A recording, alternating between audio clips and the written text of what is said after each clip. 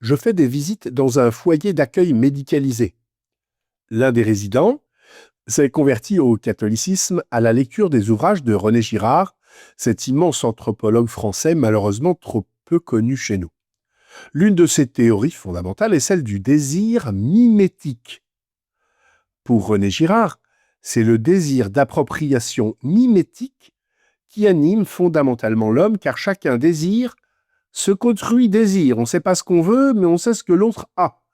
Et ce mécanisme, explique le philosophe, engendre fatalement de la violence, car si les gestes d'appropriation sont imités, ça veut dire que deux mains divergent pour converger sur le même objet. Les positions de modèle et d'imitateur viennent s'inversent, car le geste que fait l'imitateur sur l'objet va renforcer le désir d'appropriation du premier.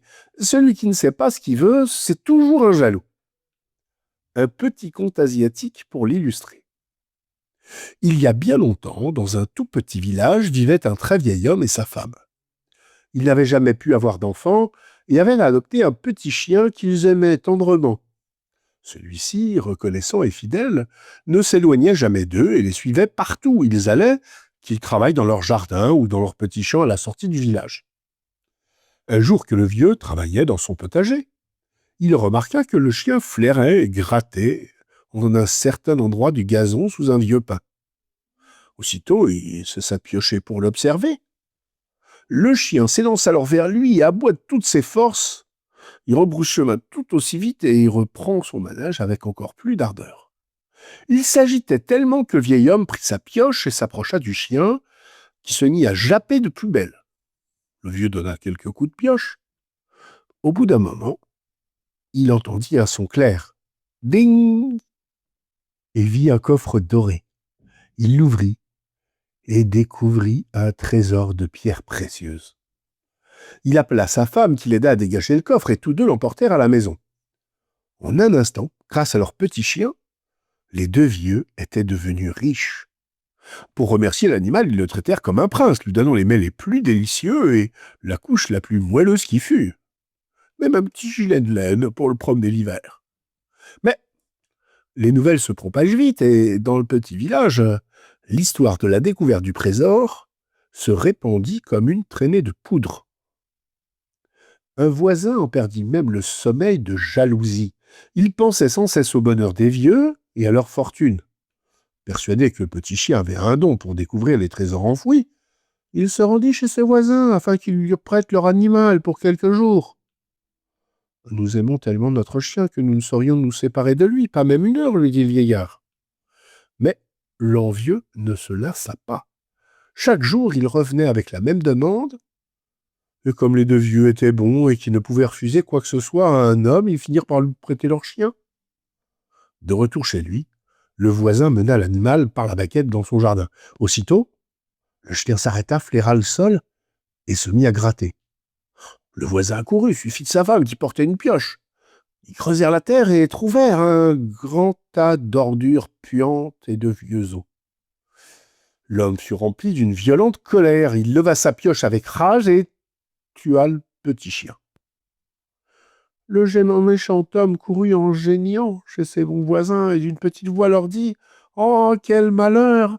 Oh, votre petit chien est mort brusquement en arrivant dans mon jardin. Oh, personne ne sait comment c'est arrivé, je suis pas responsable. Je vous ai porté la nouvelle aussitôt pour que vous puissiez l'ensevelir. » Avec beaucoup de tristesse, les deux vieux emmenèrent leur petit chien à l'endroit où il avait trouvé le trésor et l'enterrèrent sous le vieux pin.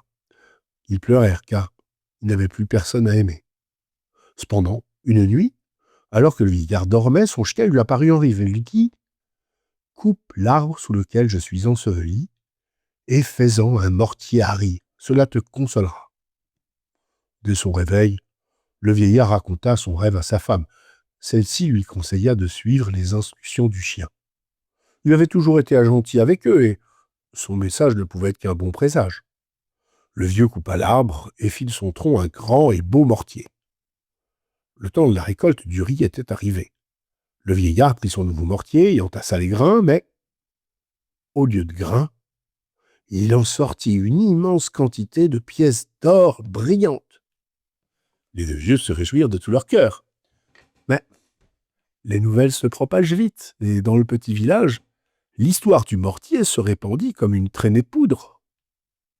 Le voisin envieux en perdit le sommeil de jalousie. Il pensait sans cesse au bonheur des vieux et à leur fortune. Il retourna chez ses voisins et leur demanda de lui prêter leur mortier à Harry. « Nous aimons tellement notre mortier que nous ne saurions nous séparer de lui, pas même une heure, lui dit le vieillard, mais l'envieux ne se lassa pas. Chaque jour, il revenait avec la même demande. Et comme les deux vieux étaient bons et qu'ils ne pouvaient refuser quoi que ce soit à un homme, ils finirent par lui prêter leur mortier. De retour chez lui, le voisin se mit à vite écocher des grains de riz. Aidé de sa femme, il en amena des ballots entiers, car il comptait bien faire une riche récolte de pièces d'or. Mais cette fois encore, son avidité fut durement châtiée. Au lieu de pièces d'or, il ne sortit des grains que d'affreuses ordures puantes et de vieux os. L'homme fut rempli d'une violente colère, il prit un marteau et avec rage brisa le mortier en petits morceaux qu'il brûla. Le méchant homme courut en geignant chez ses voisins et d'une petite voix leur dit « Quel malheur, votre mortier s'est mis à flamber sans raison. Personne ne sait comment c'est arrivé, je ne suis pas responsable. Je vous en ai donné la nouvelle tout de suite pour que vous ne l'attendiez pas. » Les bons vieux furent naturellement très peinés. Ils allèrent se coucher, avec beaucoup de tristesse dans le cœur. Mais une fois encore, le vieil homme vit son chien en rêve. Celui-ci le consola et lui dit d'aller chez son voisin et de lui prendre les cendres du mortier brûlé, de les emporter sur la grande route et, lorsque le roi passerait, de grimper sur les cerisiers encore dénudés et d'y répandre les cendres. Au passage du cortège royal, les cerisiers fleuriraient aussitôt dans toute leur splendeur. Le matin suivant, le vieillard alla chez son voisin et emporta les cendres de son mortier.